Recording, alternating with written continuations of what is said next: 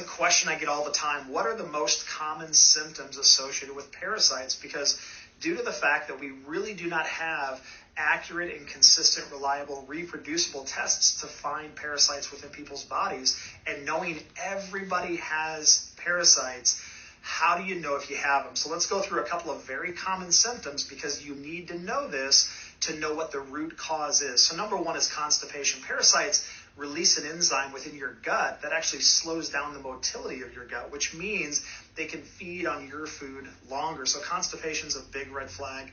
Also, just irritable bowel in general, having bloating or pain with the gut, having issues with rectal itching. So I see kids do this all the time. It is a huge red flag. In fact, the minute I see it, I know that that child has a parasite, and they're going to go home and they're going to share it with everybody. Also, issues as we move up the GI into the sinuses. If you have issue with sinus congestion, that is largely parasitic in nature. And because parasites disrupt the immune system, you now become allergic to everything in the air, all the trees and bees and everything that are out there. So sinus congestion, big parasite problem.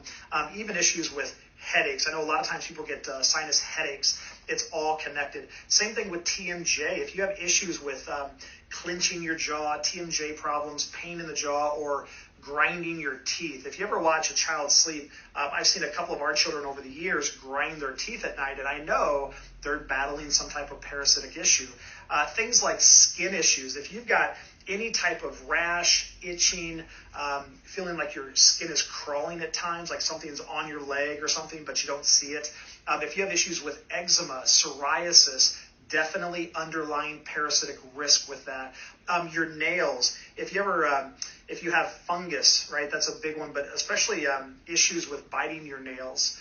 Children do this a lot as well.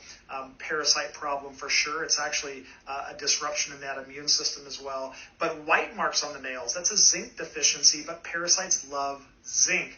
So if you have it, they're going to eat it. It's the same thing with iron. So if you're low in iron, if you're fatigued or you have anemia, parasites are one of the most common underlying issues for low iron. So make sure you're dealing with that if that's a symptom of yours.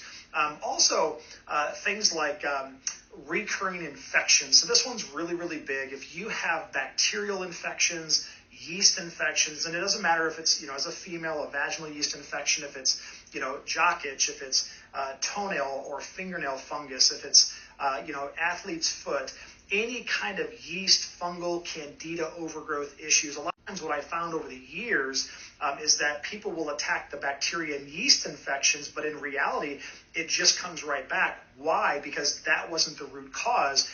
It's largely due to parasites within the body, because parasites disrupt the immune system and allow other infections to take over. Why?